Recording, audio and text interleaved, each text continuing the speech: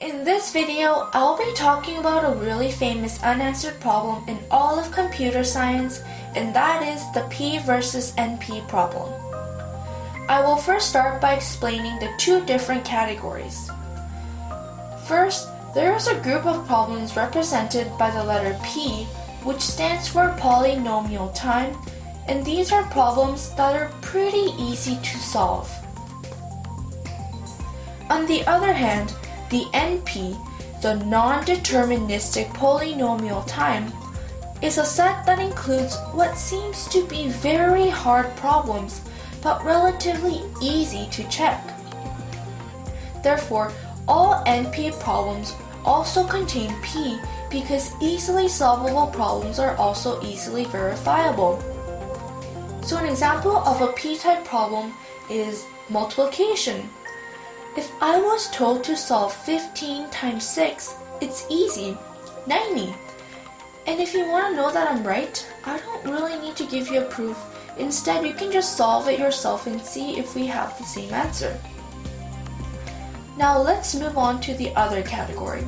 A well-known NP problem is factoring. Factoring problems that we do in school are relatively easy, but what if we're asked to factor a 100-digit or 1,000-digit number? Since there isn't an efficient algorithm found, it is a hard problem because you'll have to go through a trial and error process, so it will take a very long time to do. But if I gave you the factors to the large number, you will be able to very quickly check that it's right. Let's talk about another problem, the traveling salesman problem.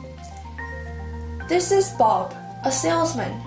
He has to drive all across Canada to sell his product, and he wants to save his money on gas, so he wants to know the shortest route possible while going to each city exactly once and return to the origin city. So is there a way to solve this problem? Scientists, mathematicians, and even computers have not yet found a way to quickly solve this problem other than trying all the possible routes and see what would work. But let's say that Bob has to travel to 20 cities. Guess what?